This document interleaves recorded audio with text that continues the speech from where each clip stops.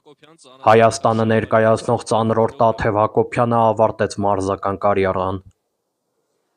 Բաթումիում ավարտի մոտեցող ծանրամարտի Եվրոպայի առաջնության կանանց 86-ից բարձր քաշային կարգում Հակոբյանը հրում վարժության երկրորդ մոտեցումից հետո հանեց մարզակոշիկները։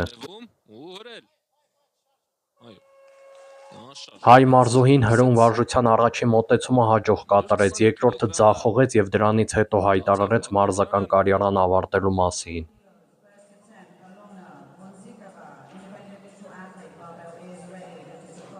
2023-ին նա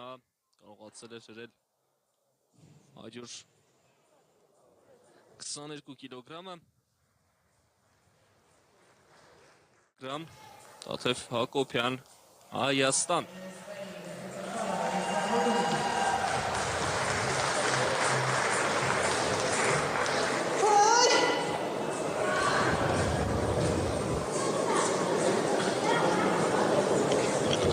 Կիլոգրամանոց քայլ,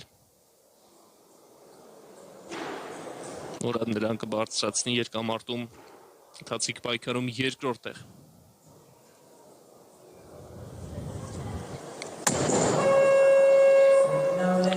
Վնասեց իրեն։